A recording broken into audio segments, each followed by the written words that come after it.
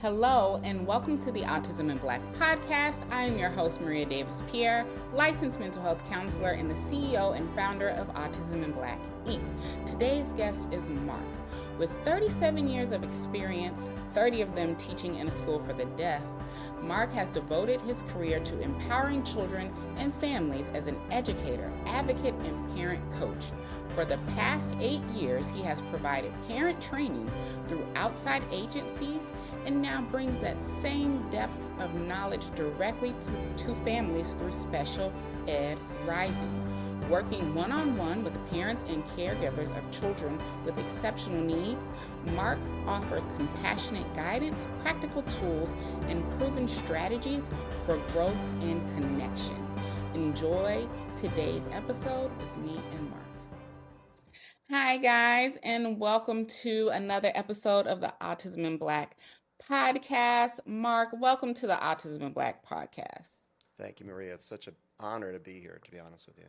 I am so excited about this conversation to be happening on my platform because we have talked on yours, but Yes. now you get to talk to the Autism in Black audience. And I'm so excited for this conversation because you've spent 37 years in education, with 30 of those in schools for the deaf. Can you start by sharing what led you to dedicate your life to working with families um, of children with exceptional needs?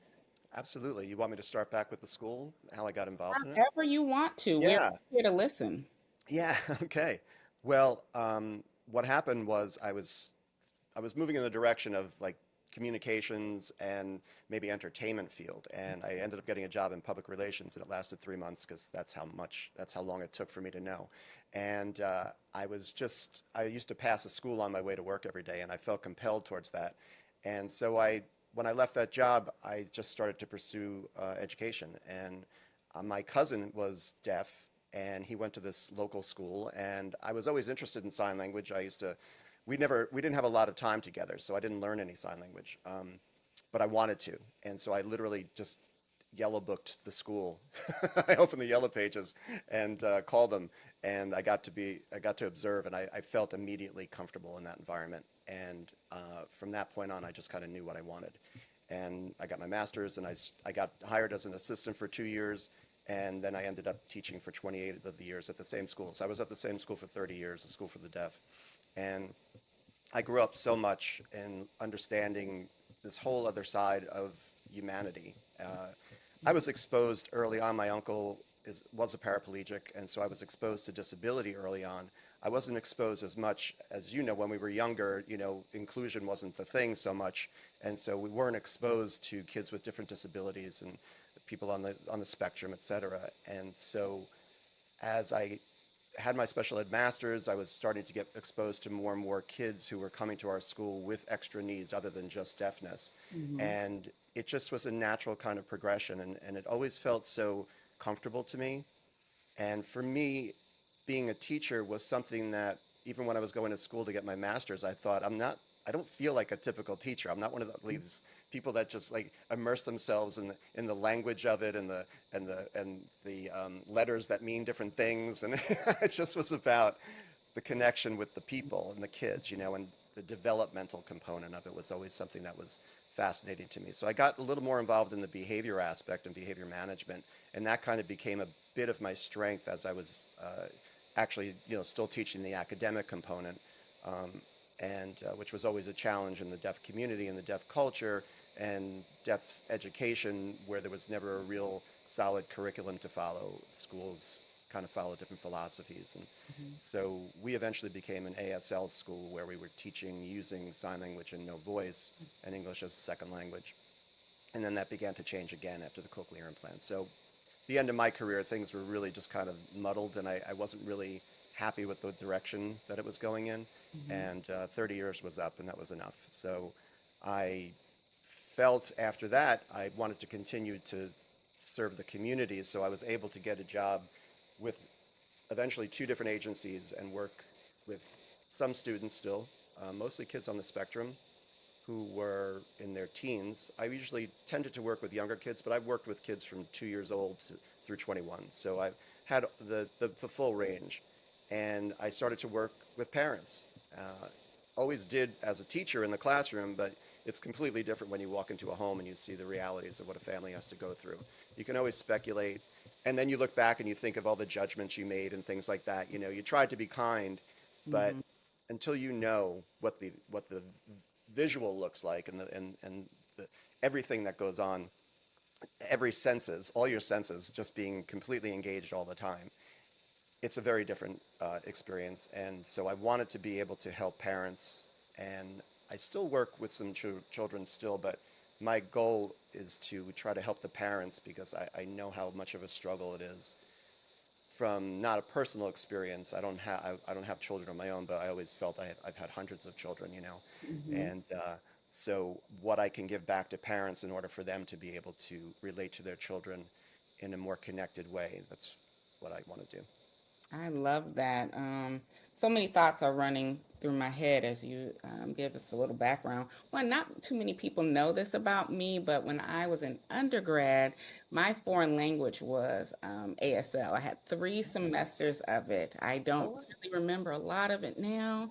Yeah. I'm not going to tell y'all my age, but it's a while back. Wow, back exactly.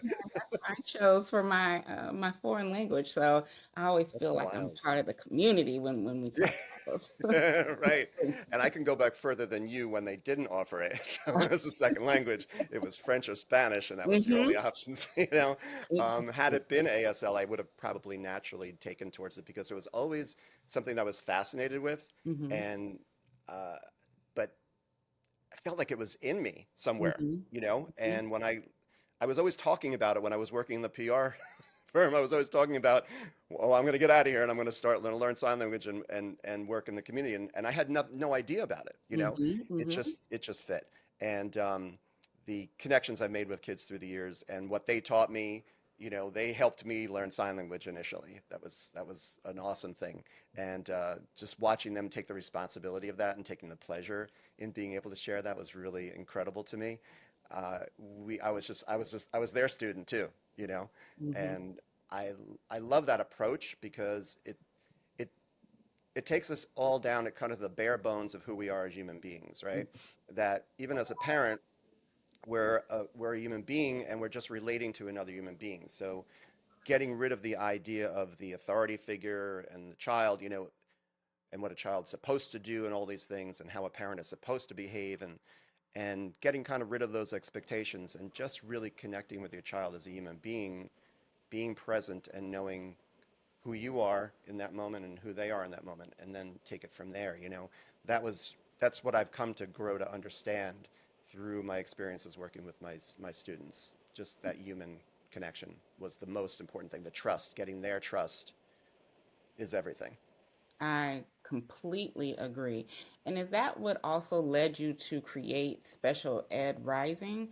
One, I just love that name, No Parent Left Behind, because people often give parents such a hard, like, they're on their backs a lot of times. And for me, I'm like, a lot of times parents just don't have the information. They Yes. don't know. So if how can we hold them to expectations if they don't know any better? But what led you to really start that journey? So when I left work, I ended up um, taking care of my parents during COVID. Hmm. And in order to still make some money, I had to stick. I was actually thinking maybe moving away from it for a little while and maybe trying something different after 30 years. It was still in like the people service. Like I wanted to work in helping immigrants coming to the country. I wanted to do something with that, the way things were happening on the southern border in the teens, the late teens, 20 teens.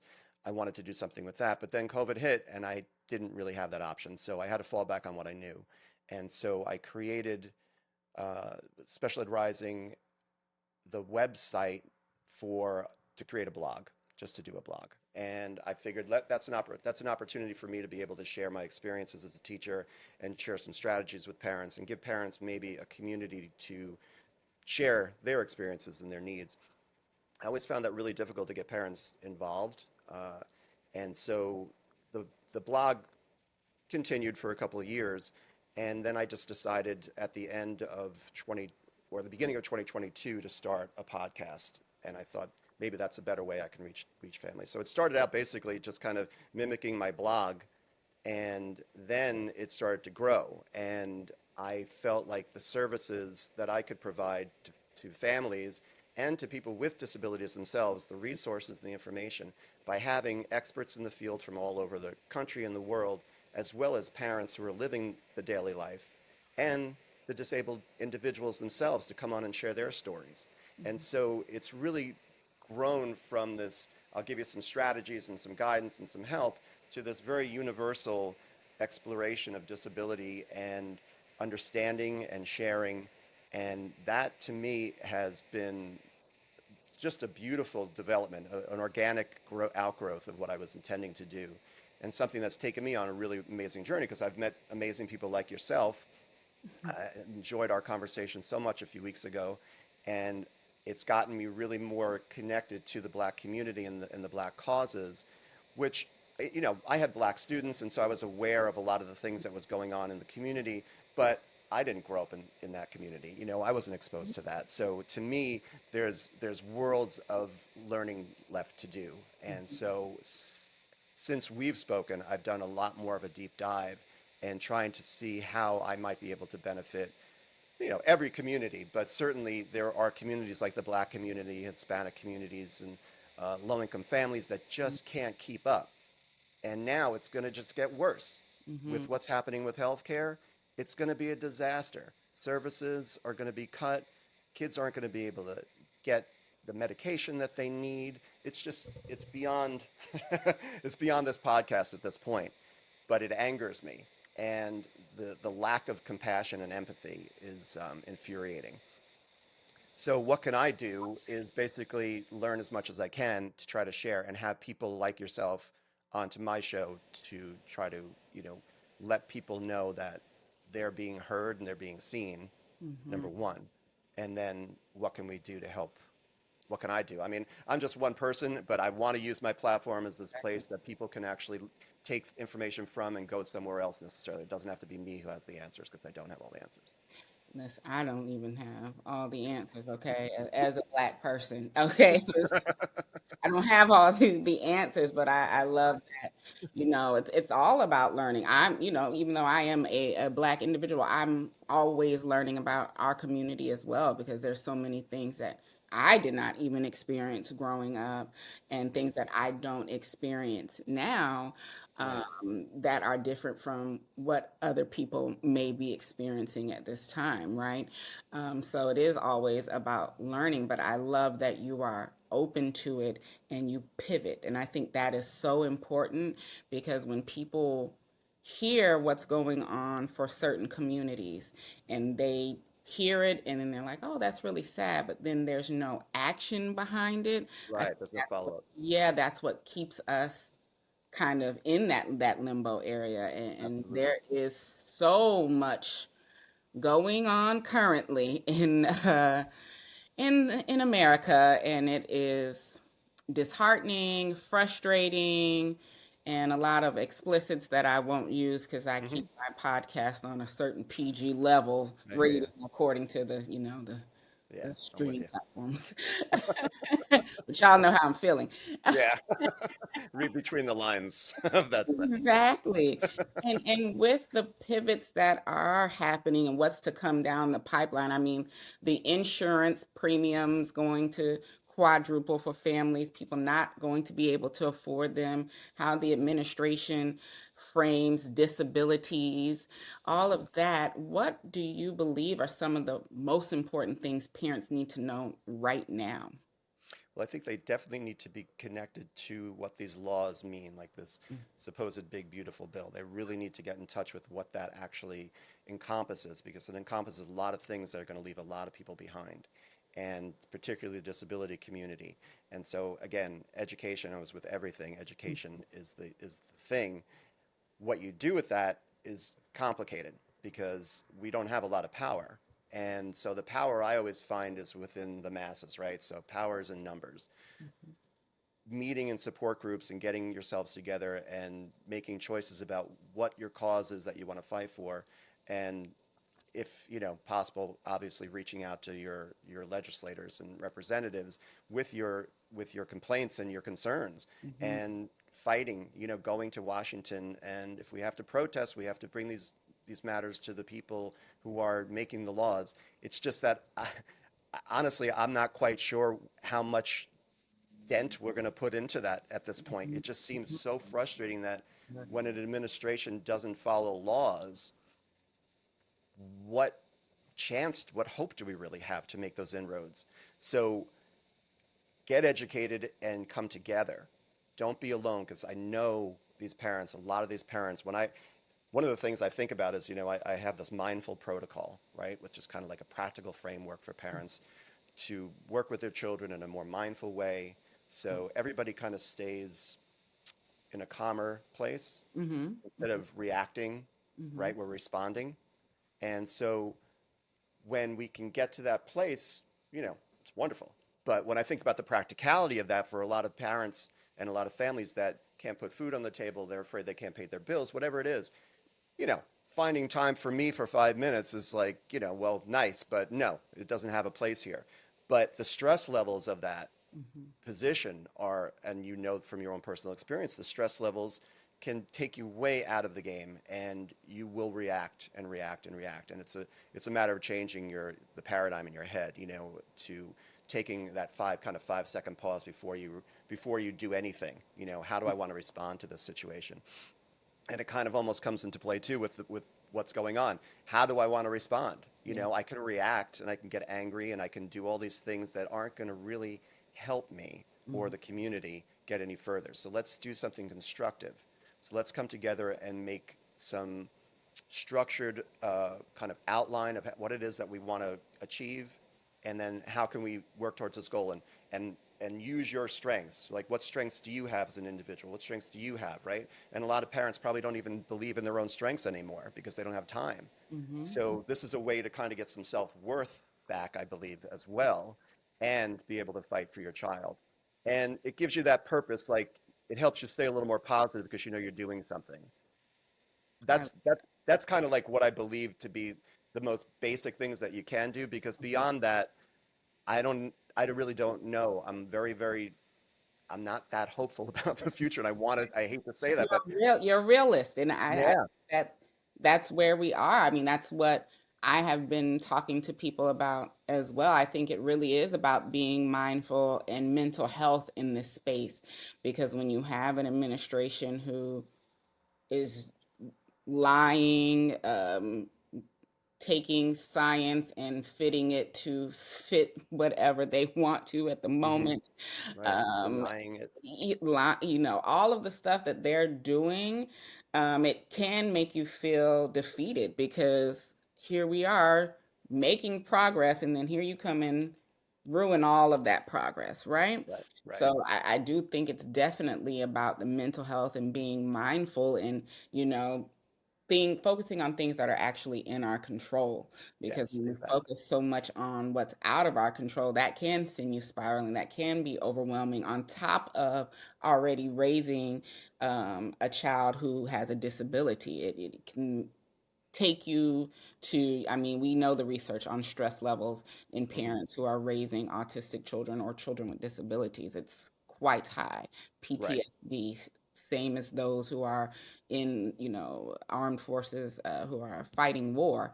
hmm So when we're talking about being mindful, I think this is the time, because there are, I'm like, I don't, people will be like, Maria, what do you think we should do? I really don't know. I have no yeah, idea, yeah, because every day I wake up and it's something new, and you think you know what's coming, but you really don't, because yeah, there are things that I probably couldn't call that have happened, um, hmm that have happened. So I love that you say, really focus on being mindful, and that you have a mindful protocol that you work on with parents, because I'm sure that that is empowering in itself. I hope so, and I believe it's a place for them to get some foundation with themselves and to help them to stop being so hard on themselves as well. Mhm, mhm, And I don't want to be so dire and say, there is no hope. I'm just having a hard time seeing the hope because, as you just said, every day you wake up and something is different, and it's not typically a good thing. mhm, Um, Even when the Democrats did well the other day, and then they go ahead and they agreed to collapsing on this, and now it's just like, oh my gosh. Okay, so even the slightest win is destroyed within minutes. And and so I feel like, yes, being able to find that calm within yourself, because our stress levels and our anxieties are going to be translated to our children. They And are. so we're sending our kids out into the world who already have possibly built-in anxieties and stress from the disability that they're dealing with, and now it's going to be amped up.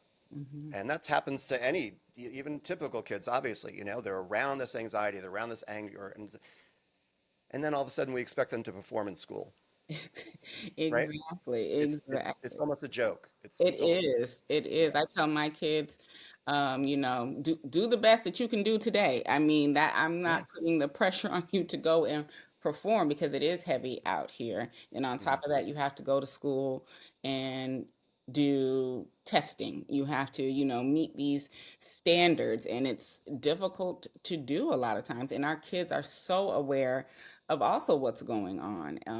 So And aware. yeah, and it's like they want answers, and it's like as a parent, you want to give an answer, and it's like, well, I don't Yeah, know. I don't know. You're right.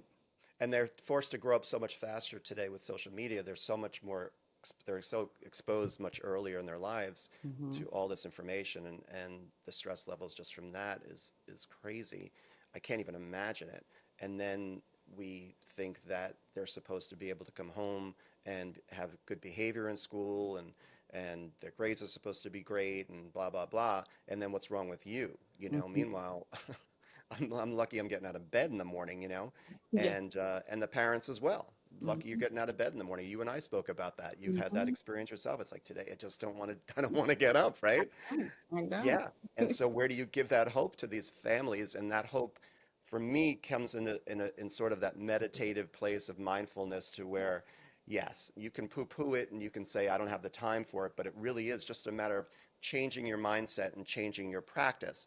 So Hmm. as opposed to just reacting emotionally to something, now I'm responding with some intention, and that starts to feed on itself, Yeah. and it becomes the new way, right? And it takes time. And that's where, for me as a parent coach, I want to be able to help somebody get to that place and remind them along the way to pay attention to their own feelings and know that they're legitimate and it's okay. And we all have to scream.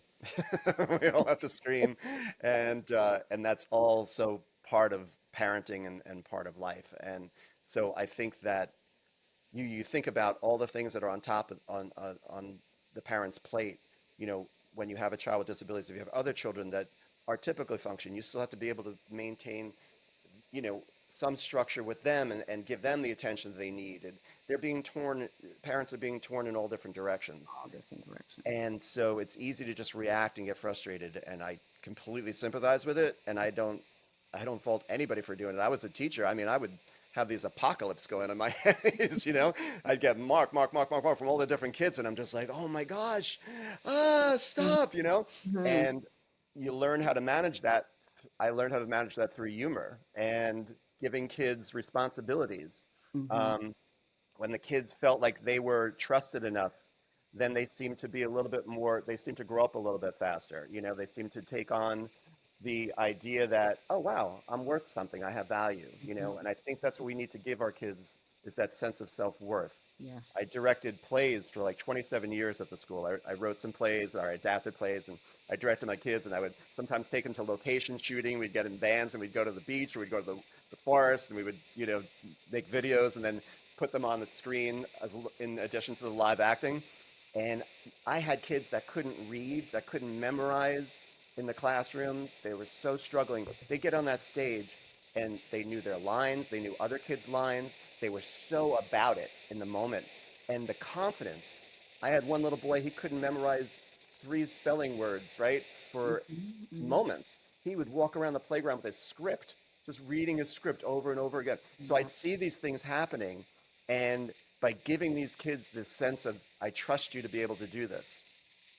I know you can't read probably very Hmm. well. I know you can't do this. I know you're legally blind, but you know what? You're going to be my Charlie Brown. You're going to be the lead in this, and it changes their life. So by giving them that power of self worth, is tremendous. And that's why I always encourage parents to, set up chores for kids, give them responsibilities because they have to come through, and then there's, you know, and then there's consequences. Like there's rewards and then there's no rewards. It's not like you take anything away. They just don't earn, right? So real quick, you know, cover of behavior management. Um, 101 in 10 seconds. But the idea that these kids then can have something to feel good about that they've Mhm. accomplished and you can reward them. And it has to be like one or two things a week. It doesn't have to be a lot of things, just give them the opportunities and see if they want more. Okay. And the more involved you get, obviously things are different. Kids who are way more involved with different disabilities, it gets more and more difficult, but still, it's still possible to give them something to Mhm. do. And however they take that in, whatever it is, it's good for the parents too because they see their child doing something that they didn't think maybe they could do. Exactly. And that was with the plays. The parents were like, I had no idea he or she could do that, Mhm. and it gave them a whole other vision of what their child's future could be potentially. Mhm. And I think that's the gift we give our kids is the gift of possibility by giving them our trust and our faith.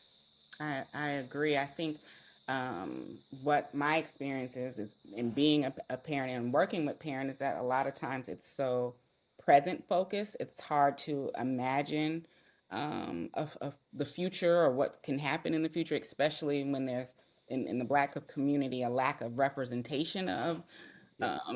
disabilities. So I think they're so present focused that they're not thinking about what the future, um, what their child can do in the future. I think it's more of my child, if they're thinking about the future, my child's probably going to be with me the rest of their lives. Like, what is it Right. going to look like in that aspect, and not thinking of the accomplishments that their Hmm. child can make, and that's why representation is important. And also, like you said, giving opportunities because we don't know if we don't try. Right, exactly. And I also put the burden on the schools as well because the parents are behind it. The schools should be, from middle school on, forging some sort of path for your student, for your child. Mm-hmm. That's what IEPs are about. They're scaffolders, right? So we should be scaffolding from the youth and making those adjustments as they go, finding out their child's strengths, and then focusing them in on that. So by the time they're graduating, it shouldn't be such a surprise what Yeah. the next step should be. But as you said, parents are living in the moment, and that's understandable and that's Mhm. okay. But that's where the schools need to come in and give Yeah. some assistance. And that's where advocates come in too, advocates that are with you along for the ride that can help guide you. And I definitely think that's one thing when you ask what can parents do for them to help themselves, connect with advocates because they're Mhm. out there and they want to help you. Mhm. And, I'm definitely somebody that will do whatever I need to do to find out what information you need to help you point you in the right direction. And I think that's what advocates are there for. Thank you. And I have enjoyed this conversation. I want to ask you one last question as we wrap up. Hmm. What's one thing you want parents listening today to know that maybe nobody has told them yet? You dropped so many gems, but I know you got one more in there. Let me dig deep in the recycle bin of what I just said. I think to have faith in yourself, and when you doubt yourself, take some time, maybe journal, write down about your day. At the end of the day, said, can you say, I did the best I could, I showed up. And that's something that if you can say I showed up today, Hmm. that's all you need to do, right? So just to continue to have that faith that you're capable, even when it feels like you're way behind and there's no one necessarily there to help you, you're not alone. There are people out there in the world. So connect with others, as I said earlier. You know, I'm someone who's here as a parent coach. I'd love to be able to help you, even if it doesn't have to be long term, even if it's just check in. But I'm also here, I'm happy to listen. But Hmm. I think for parents to just give themselves that grace, um, because it's a long battle. You're in once it starts, as you know, it's a lifetime commitment. Hmm. And so go with grace each day and say, I'm okay. I love That that. Being capable and grace. I think those are one, I'm always talking about giving grace, but I also like the aspect of knowing that you're capable. And I think that is important, because sometimes we don't feel that we are, right? It's Yeah. like there's no handbook, so you just out here, you That's know, for sure. going with the wind on things that sometimes. So I think that Exactly. And people are, a lot of parents are so lost. They're listening to everything that this person says and this person says, Mhm, and there are all these different things. mhm. My gosh, how do you stay grounded? You can't. I So love reach out, make sure you get it, your community, because it's it. really important. Thank you. And then how can the people find you if they want parent training, if they're wanting Yeah. parent coaching, where can they reach out? Because they're probably going to be ready to knock your door down after Well, I hope training. so. That would be wonderful. Specialedrising.com is my website, and that will have everything there. You can read about what I do, what I offer, and you can connect with me through that. And the podcast is Special Ed Rising, No Parent Left Behind. And, tune into that, respond. If you have any questions, you have anything you want to contribute, feel free to reach out to me. My email is specialedrising@gmail.com. And then I'm on the socials too, Facebook, LinkedIn, Instagram, TikTok, at Special Ed Rising. Perfect. And we'll, as usual, have all of those links in our show notes so that you can connect with Mark, get you some parent training or parent coaching, because he is a wonderful resource, and you should be connecting with him if you need assistance. So thank you. Thank you so much, Maria. I really appreciate this. No problem. And thank you all for listening to another episode of the Autism in Black podcast. And we will catch you on the next episode.